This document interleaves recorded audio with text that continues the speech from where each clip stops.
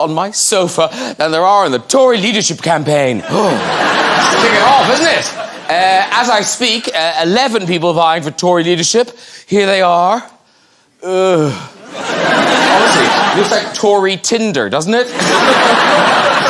I like long walks and really hard Brexits. The bookie's favourite is currently this man. It's Boris. I know. Apparently he's lost weight for the leadership campaign. I'm not sure how much, but according to Boris, it's £350 million every week. Yeah. Really slimming. Yeah. Yes?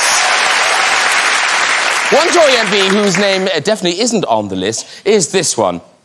Yeah, tell you, her tears dried quickly, didn't they? How happy did she look at the summit in Brussels? No more Brexit. Take that, suckers. Although Theresa will stay on until June the 7th, which means she'll still be Prime Minister during Donald Trump's UK visit. What was she thinking? Wipe the smile off her face. Donald will be with us next week. He's just been visiting Japan, where he was greeted by sumo wrestlers. Quite an unusual way. Do you think they misheard when somebody shouted Trump? I have to say, those costumes, quite revealing. In fact, if we zoom in, I think we can actually see an arsehole. That's it, we're good. Let's get some guests on! Later we'll be chatting to the Queen of Latin Pop, Gloria Estefan! And we'll have chart-topping music from Jonas Brothers! Yeah! But first, this Welsh actor and activist is one of our greatest stars of stage and screen. Now he's in the Terry Pratchett fantasy Good Omens. It's Michael Sheen! That's Michael Sheen! Hello, this way. Here. It's been a while. How does he do? Starring with Michael in Good Omens, one of our finest Scottish actors who went from Doctor Who to D.I. Hardy in Broadchurch. Always a pleasure to welcome David Tennant.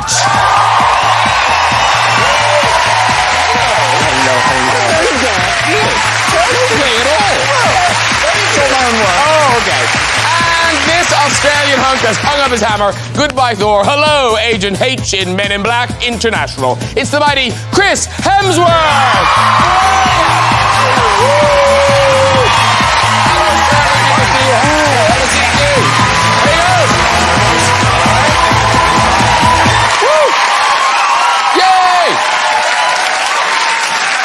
Hello, gentlemen. Hello. Welcome. No, it's like a badger. Welshman, a Scotsman, and an Australian walk into a bar. It's all, yeah, it's all good. So everyone well? Very good. Yes, yes. Everyone looks... You do all look remarkably well. Look at this collection of beards. Yeah, it is. Yeah. The designer stubbly kind of beards. Even you've got a little you know, but also, I'm... David Tennant, your beard can't be that not grey. Why ever not? That is the most uniformly beautiful dark beard I've ever seen. Why, thank you. Has it been enhanced? All right, steady on. I just sat down. Just backstage, I didn't notice. But when you walked out, I went, wow, that beard is uniformly dark. Beautiful, beautiful. Thanks, yeah. thanks. Now, Michael, I saw you on telly recently, and you were doing, you know, a thing that a lot of actors do, the vocal warm-ups. But yours had a particularly Welsh slant. Right. Your vocal warm-up. Yes. Well, I always used to do vocal warm-ups when I was doing a play and when I was in youth theatre and that kind of stuff. So it's sort of embedded in my Welshness. And I made one up recently, which I thought which made me laugh, which was, in Aberystwyth, there is a locksmith. His name is Dysmith. It's quite good, isn't it? Very good. Quite like that. Yeah. But then, the biggest one, which no one else can do, is that very long place name in Wales. Well, you say no one else can do it. No, there's no way. There's no way you can know that. Clanfaipwch Gwyngic o Geric Gwendrobo Clantisilio Gogogoch. Oh my God. Thank you very much. Why is that? Thank you very much. Wow. Yeah. I mean, Michael's from Wales. Yes. He should know. He might need a taxi one day. But why do you know that? I know that because when I was at the Royal Shakespeare Company about, 15 years ago or something, we had a performance of The Comedy of Errors, and it was going to be interpreted for the deaf. So there was somebody at the side of the stage doing all that stuff, and we thought, how can we really wind them up? So I spent... Kill them? Wind them up? So I spent a week learning how to say Clanby Poquin Giko Gerigun Drobo Clantisida Gogogok. Mally Harris taught me how to say it. She was in the company with us. Wow. And in the middle of this production, this person who's studied the script for weeks, of course, to get down how to sign language an entire Shakespearean performance. We slipped that in, and then just stopped and looked round to see. But then presumably you'd no idea whether they'd done it right or not. No, I know, and she just sort of waved her hands around. It could have been anything. She got away with it. Because Australia and New Zealand, there's good place names down there. They went for it when they were naming places. They did. My brother's wife is from New Zealand. She's from a little place. And they've all turned up tonight. A place called Whakatane. Yes. No more cheers. Yeah. That's a real place. So she's a Whakatanian. Whakatanian. Whakatanian? She's an Australian, actually. Yeah, my brother. Yeah. Oh, okay. So, yeah. Now, I have to say, congratulations to you, because since you were last here, Avengers Endgame has gone on to be one of the most successful films of all time in the world ever. Yeah. I mean, that must be a great feeling, to go out on that high. It's incredible, yeah. We talked about it 4 weeks ago. Something like that. I've been in the dressing room. I know. I felt like, you just wait. I've never left. Let me back in. Oh, the waiting time in that cab is going to be expensive. But we weren't able to talk about it then, but now we can talk about poor old Thor in that film. He did eat his feelings. He definitely ate his way through his emotions, yeah. He did. We've got some pictures. There you are, eating your feelings. That's it. But now you didn't do that. Oh, no, that was my full Raging Bull Oscar attempt. Look, so this is a fat suit. It's a most remarkable thing. It's so good. It's a prosthetic latex kind of thing, which literally I would slip into. It weighed about 60, 70 pounds, what's that, 30, 40 kilograms, with a zip up the back. And they'd taken photos of my body, and then every little sort of the hair or freckle or whatever the hell that was on that thing. That's my body in like 6 months' time. And like Thor was depressed, but was it depressing for you walking around like that? No, it was so much fun. It was cool. Did people treat you differently? As in ignoring you? Yeah, every time I stepped toward the catering truck, they were like, no. Not enough, big guy. On the treadmill. We were doing an interview yesterday, and the journalist for Good Omens, and the journalist asked me, "Were you wearing a fat suit for it?" And I'm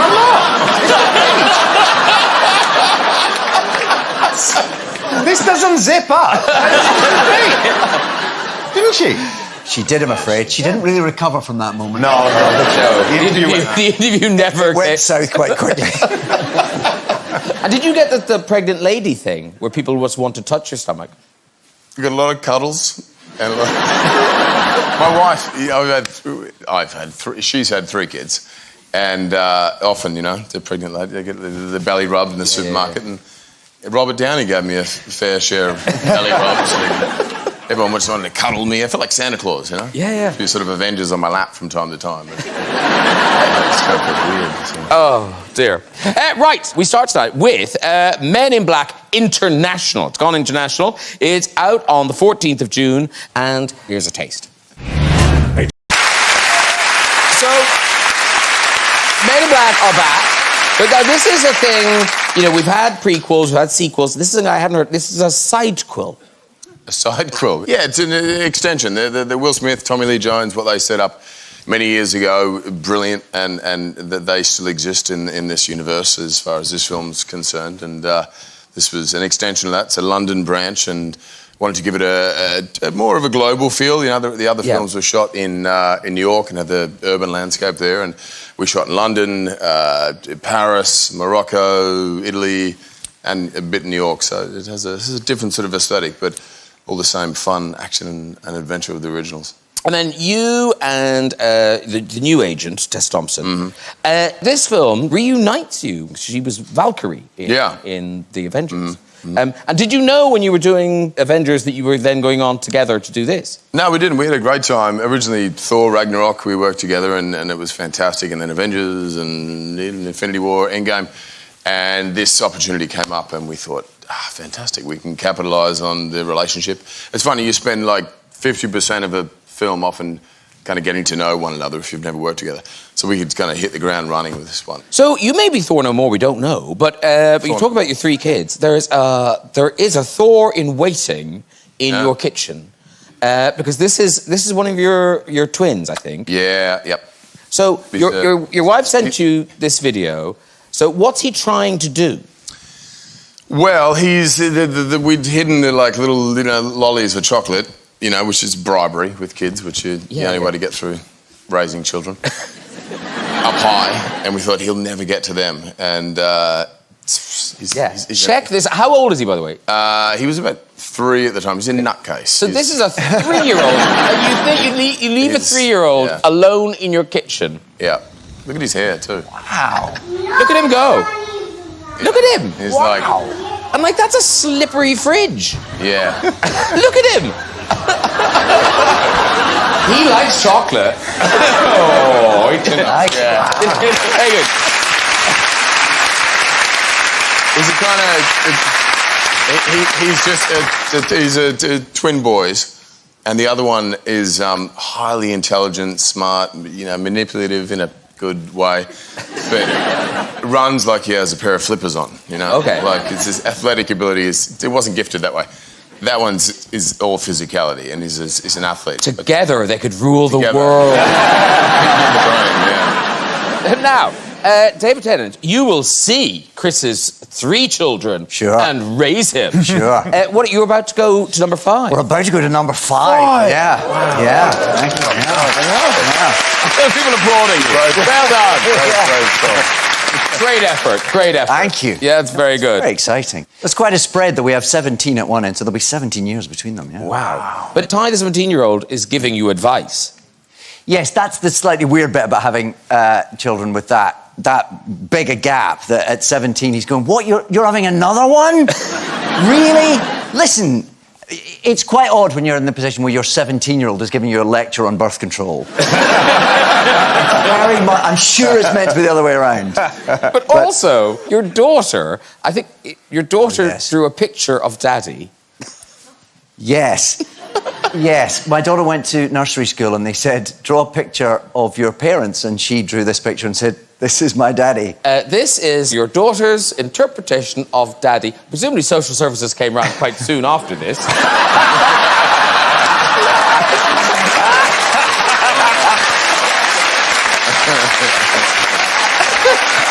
It's quite complimentary. She's really captured your eye. Yes. She has a great eye for scale. And the sun. You look very happy about it. Wow. Look at that. Is there an explanation? No. We'll just draw a veil. She just said, this is my daddy. This is Daddy. Yeah. Okay. This is... Okay, let's just leave it at that. Now, Michael Sheen, you've been in the news. Well, not you, well, sort of you. Right. Because Port Talbot has been in the news. Oh, yes. You were involved in this. So, Banksy went to Port Talbot. Yeah, well, so just before Christmas, a man called Ian woke up one morning and looked outside his house, and there on his garage wall was a bit of street art. Right, we've got that. We've got there. So this is, there you go. This is That's his garage. Yeah.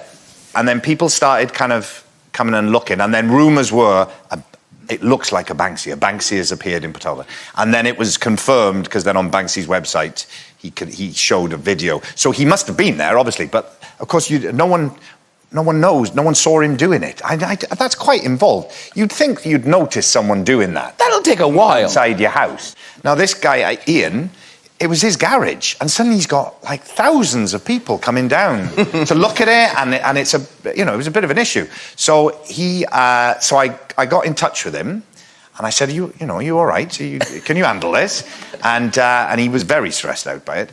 So anyway, we ended up paying for some security and getting it sort of protected and that kind of stuff. So did you pay over the for these Christmas period. traffic cones? That bollard, yeah. That is...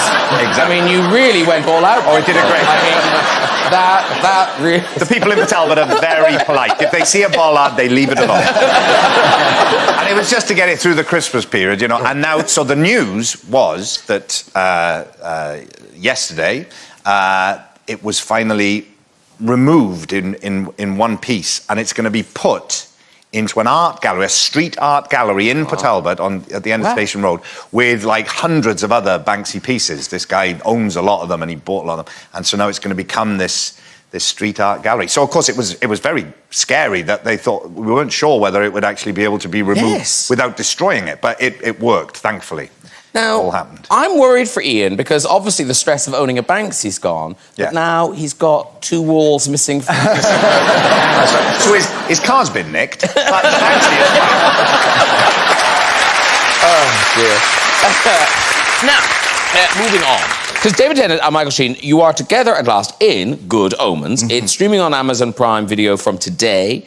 And, of course, 2 huge names in fantasy, Neil Gaiman and the late Terry Pratchett came up with this. And is it true this was Terry's dying wish that this become a series? Yeah, well, so Neil and Terry wrote the book almost 30 years ago now. Wow. So it's a very, very beloved book.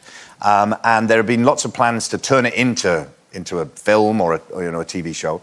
And then Terry got quite ill in his last years, and he said to Neil, "Look, I really want you to do this. I want to be able to see it before I go." And so Neil thought that he would have more time, but then Terry died, sadly. And so Neil said that he went to his funeral, and then when he came home from his funeral, he started writing episode 1, and he saw it as being Terry's last wish. And so we had the premiere the other night, and Terry had always said to Neil, I won't believe that we've got it done until I'm sitting there at the premiere with a great big bag of popcorn, and even then I probably won't believe it. And so at the premiere the other night, Terry's hat and a big bag of popcorn was on the seat. Oh. Yeah, it's beautiful. Which, of course, I think then it makes you think, oh, this must be sad. But it's not sad. No, it's a romp. I mean, oddly, it is a romp to the end of the world. Sure. Yeah, sure. Yeah. But that's essentially what it is. It's a very jolly end of days story. Yes. So just explain to people who you guys are. I'm Crowley, a demon who has been on Earth since the beginning of time, and Michael... I am Aziraphale, an angel who has been on Earth since the beginning of time. You first meet us at the Garden of Eden, and we've been there ever since. I'm there to corrupt humanity, and Michael's there to keep it on the right track. But over the millennia, we sort of figure out that our very presences sort of cancel each other out.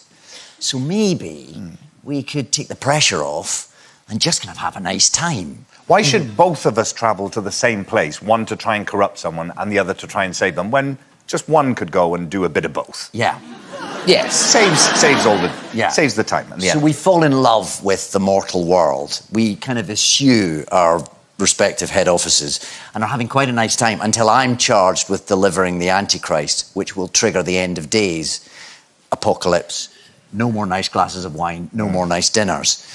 So we decide to stop the apocalypse. Yeah. Angel and demon team up to stop the apocalypse. Yeah. Simple Well, I'll tell you what, the clip is kind of that. It's David's character trying to get you on board with the idea of cooperating. Right. Was that you driving? I don't think that was me driving, no. I think that was slightly augmented, wasn't it? Yeah. And what's it like now? Because, this book, I mean, as you say, people love this book. Oh, yeah. So are you nervous, or are you just kind of stepping away and kind of going, we're just in it, there you go? Oh, and of course you're nervous, yeah. Because people have loved this book for 30 years. They've got ideas of what these characters are. So it's wonderful to be in the middle of something so beloved, but it's also, it's like getting cast as the god of thunder. If you weren't such a human god, we might have all been disappointed, but that's perfect casting. So you kind of think, will we, it's like that. It's a similar situation. It's the sort of thing that people come up to you and go, I have every word of the book tattooed all over my body. It's like people are connected to this. Yes. Because actually you mentioned the Marvel thing. Did you like the films, or was you love the I grew up loving Marvel Comics, proper Marvel Comics nerd. So yeah, I'd have been furious if they'd cast anyone else. I was glad you said that. Highly disappointed. Now, you would think having lots of children would keep you kind of young, tech savvy, you know, you'd know what's going on. But David Tennant, this has not happened for you. You recently found out that you got left behind in the world of texting and things. Well, yeah, now when you start jobs, because of the Me Too movement and lots of, great strides forward are being made in making sure workplaces are safe. So now different companies have different ways of coping with that. And for a show I was doing, I had to sit and watch a video and prove that I'd watched this video from start to finish. And it takes you through things that are acceptable and not acceptable in the workplace. And then, right at the end of this sequence, when it's talking about how to communicate on your mobile phone and what's appropriate and what isn't appropriate, it says, and remember, the eggplant emoji is not just an eggplant. And that's it! And I'm left going, what the fuck is an eggplant? It's an aubergine, right? I mean, but that's not what they mean. There's a whole, and it turns out, and I knew nothing about this, there's a whole kind of language. Yes, there is. Usually based around foodstuffs. Where they represent other things. Yeah. Yes. Asking someone out for a taco could easily be misinterpreted. It turns out. Did you know that? Be careful. Did you know about this? Yes, of course. Where have you been? I mean, the eggplant kind of looks like, it doesn't even look like an eggplant. It's you know. And then you've got the peach. And the peach. And then if you start adding to that the raindrops and all, you can do anything. Don't act innocent. Don't come here with your... Oh, no, it's a minefield, clearly. But do you text? Do you have a smartphone? I do, yes. Okay, then I have no idea how that passed you by. That's weird. Because I thought the emojis were just meant to represent what they represented. I didn't know there was this whole kind of other language you had to learn. Can you get explicit emojis? That's what we need. Yes, Apple needs to move forward and just call a vagina a vagina. Peering at it. What is that? The thing is, there's an image of you as the Doctor that the fans are not letting go. And it's just this. It's a very simple thing. It's just you in the street doing that. Now, this meme is called David Tennant in places he shouldn't be. Right. So you must have seen these. I've seen a couple, I think, yes. If you don't know what an eggplant emoji is, I mean, the chances of seeing a meme is really slim. Now, obviously, beginners, a beginner one is just, of course, you're at the royal wedding. Where else would you be? Then we've got you in education. You know the answer. No one else does. You're on it. Then I think, what have we got next? Oh, ice skating. There you go. Very good at that. Then we've got you in film. There you are, The Lion King. And finally, there you are, synchronized swimming. They're good, right? You like it? Very good. Okay. Brilliant. Now, it's time to meet our next guest. This Latin pop superstar has had huge triumphs and personal challenges in her amazing life, which now comes to the stage in the new musical, On Your Feet. Please welcome Gloria Estefan! Woo!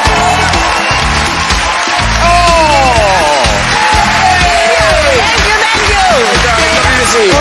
So happy to be back. I'm so happy to see you. Gloria, Chris, David, Michael. How did we end up on the same show? I love you. Huge fan of all three. Sit down. Gloria Estefan's here. I love you. You are such a kind of positive life force. You're Thank you. A cheery, lovely woman. Lovely to have very her. cheerful. And now, obviously, you just met everyone, but do you know people? You know David from the last time. Yes, I know. Last time I was on the show, Same we were show. together. I will only do this show if you're on. Thank you. I requested you personally. Thank you. Of course, I know them all. I'm a huge fan, and that character you've created for The Good Fight. Oh my God, you're insane on that show. Thank you. I watched the show that you were on together, and I did absolutely fall in love with you. Oh, I'd always been a fan, but you're so sweet. Well, I'm a wonderful. huge fan of them all, and of you. Yeah, whatever. Yeah, whatever. No, but Chris, you're into the Latin beats. You are. I mean, my wife is Spanish. Oh, and right. I did Dancing with the Stars in Australia. Oh, she's Spanish from Spain? Yeah, Madrid. Whoa. That's sort of Spanish. Oh, yeah. The mother The original. language. Yeah. No, we've got some pictures of you.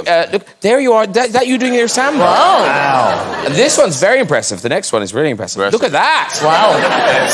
That's an accident, whatever that happened. Yeah. Was that not meant to happen? No. You didn't drop her, did you? Backflip, and I took that to a mid. Yeah. So, Gloria Estefan, the moment has finally arrived. On Your Feet is on the stage. Yes. It's got here. I'm so excited. It's opened on Monday in Leicester at the Curve, then from the 14th of June till the 31st of August at the London Coliseum. I can tell you're excited because you're so excited. You took to the streets of London for a promotional opportunity. I'd love to see people watching you film this. Here's Gloria and some friends having fun in the streets. Are you not in the show? It's somebody take. Yeah, I'm not in the show. Actually, can we just go back? 'Cause I think I noticed something in that video. Uh-oh. If you just notice, look at that.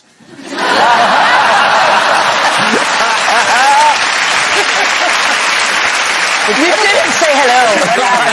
What happened? Oh, But now, here's the thing. So we know it's your life story, but what's the arc? How much of your life do we see? Just The tell people arc. what happens. 2 hours worth. 2 hours of your life in No, real actually, time. I think people are going to be surprised. The main thing that I get from everyone that sees the show is they expect to go in and see the dancing, the singing, conga, rhythm is going to get you, which it will, by the way. That rhythm will get you. Yeah. I think they're surprised because we take them on an emotional journey. They really do see the ups and downs. And when I was going to do the show, the writer, Alex Dinelaris, who won an Oscar for Birdman, thank God we hired him before because we couldn't have afforded him afterwards.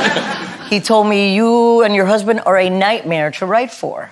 I go, why? He goes, there's no conflict. I go, let me introduce you to my mother.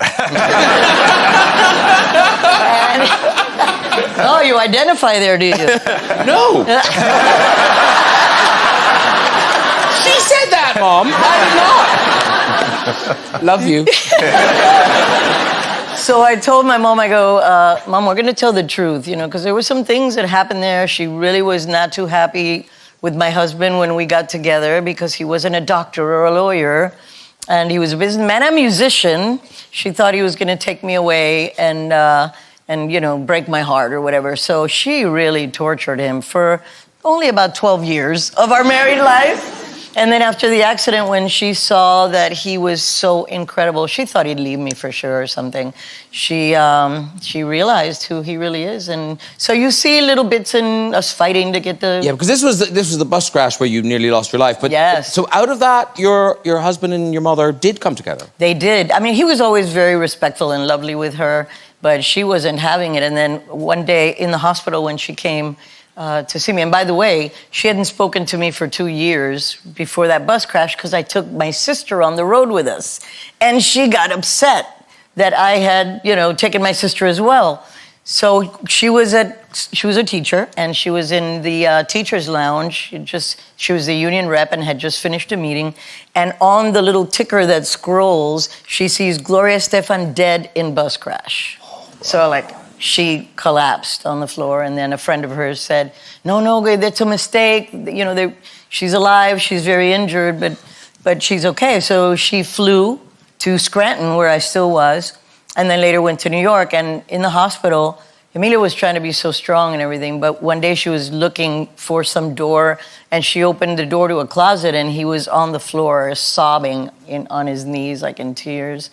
And I think that it melted her heart, and she realized that he really did love me, that it wasn't just, for show. So there's a lot of really difficult things. My father, who was a political prisoner in Cuba for 2 years, and then joined the U.S. Army and got very ill from Agent Orange poisoning. So we take you on an emotional ride as well as the fun. And your mom, now sadly, she didn't she didn't live to see the show, did she? Well, she didn't want to see the show because, and I didn't want to be guilty of matricide because I could kill her emotionally watching this show. But she had spies everywhere that would tell her about the show. I sat down, I played her all the music, I would show her the designs for the clothes, I would, I gave her the script, she read the script, and then the first time she ever spoke to the lady that played her on Broadway, Andrea Burns, a wonderful actor, her first line was, "What are you doing with my life?"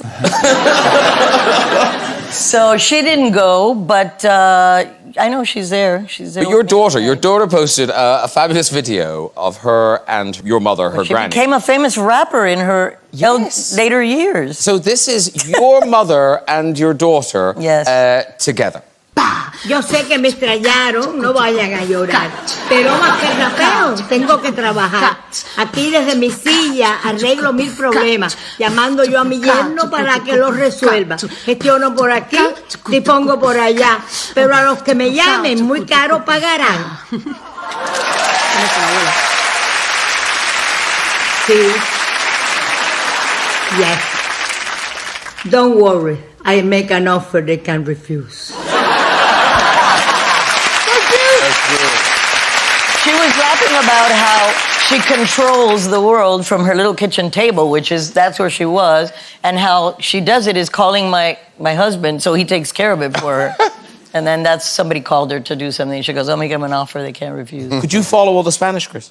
Yeah, fluently. I can translate. Yeah. This is subtitled.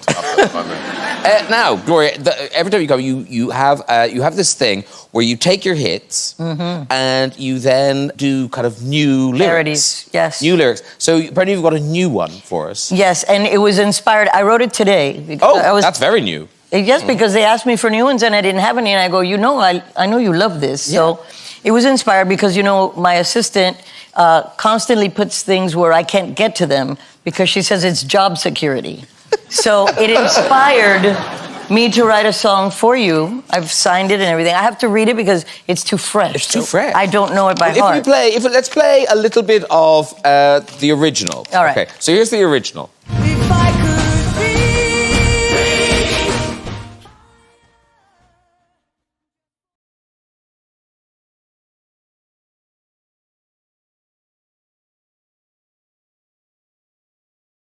That was the Olympic theme song for the Atlanta Games in '96. Okay. Exactly. So this is Gloria Estefan a cappella with. Okay, so we go. Some things are hung high in my wardrobe. Those things so difficult to grab. So I'll need a ladder to climb. Being short is just a challenge of mine. But I need my gray dress so I can get to Graham Norton in time. If I could reach the top shelf, I put on high heels and I try, but that damn shelf is bloody high. I've got to be taller. Maybe some stilts will do the trick. Then I won't need that pile of bricks if I could reach. Oh! There we go. Very good. I'm giving it to you. Thank you so much. That is yours. Thank you. Thank you very much. Gloria Estefan, everybody. Thank you. Lovely. Right. It is time for music. After 6 years apart, one of Pop's favourite families is back, performing the smash hit single, Sucker. It is Jonas Brothers.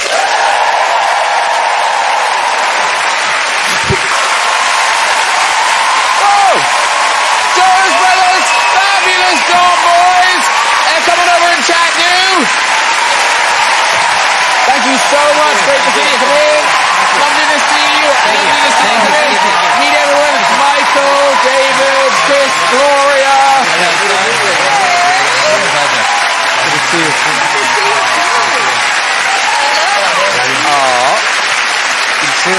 There you go.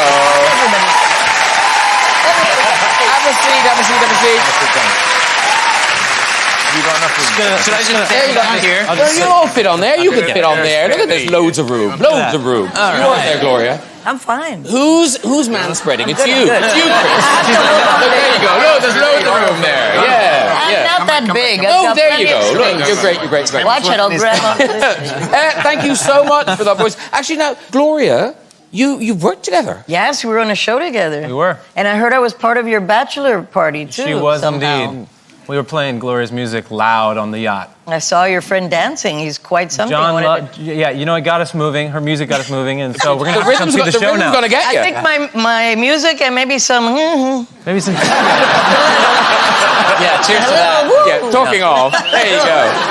So listen, thank you very much for that song. Straight to the top of the US charts. Did really, really well here. Thank you. And yes.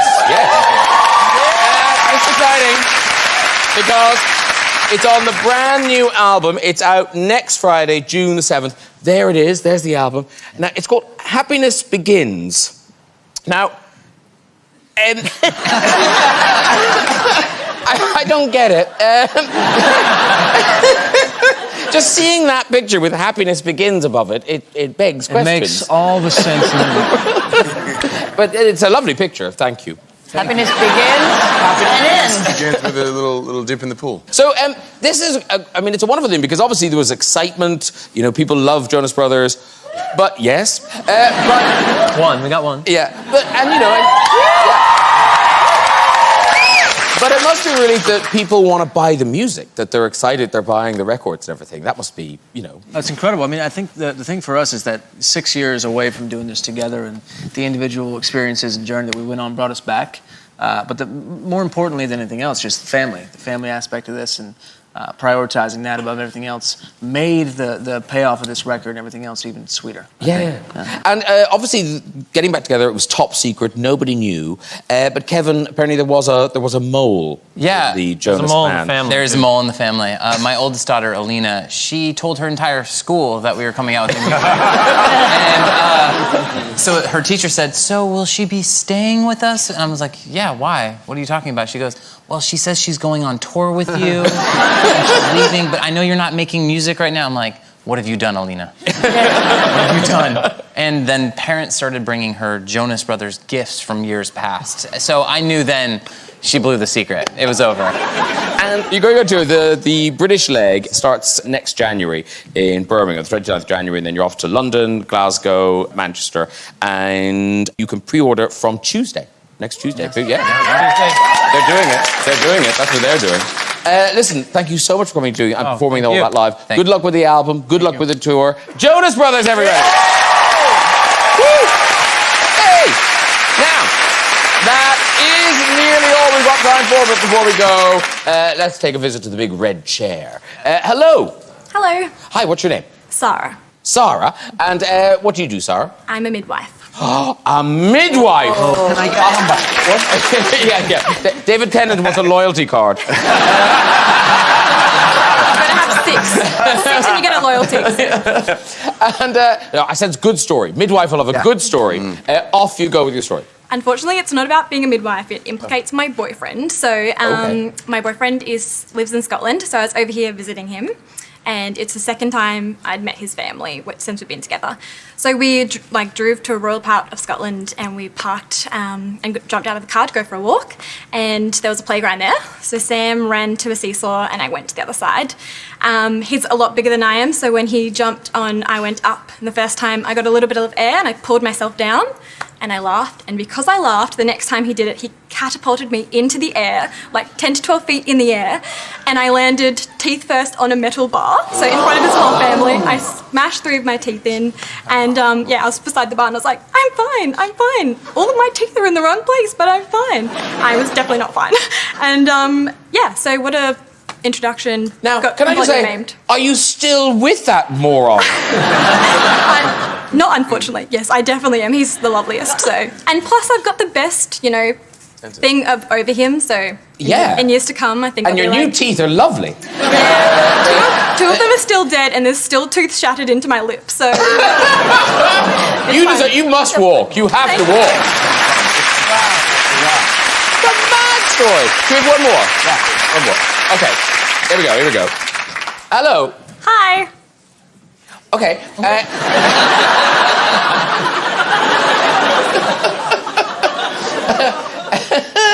Are you from Australia or New Zealand? I am from Australia. Okay. Do you know that this what's she called, Sarah?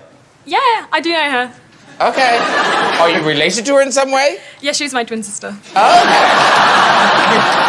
They're both my sisters too. They're both my sisters as well. Like 6 of us in Australia. Oh yeah. Yeah. Hey guys. Australia's empty at the moment. The lights are out. Everyone left. Yeah. And are you traveling with your sister, or what's the story? No, I live in London and she's visiting. Oh, okay. And how are your teeth? My teeth are fine. Yeah, good. So- I know. They do look Perfect. Yeah, we got good dentists. In Yeah. Australia. Okay, off you go with your story. So this is a story about my cousin. So we're visiting them in Adelaide, and as we were flying, they met us at the airport to see us off. And my cousin was 4 years old, and as he was watching our plane take off, he put his hands on his hips, looked up at the sky and said, "I can't wait till I'm old enough to ride a Virgin."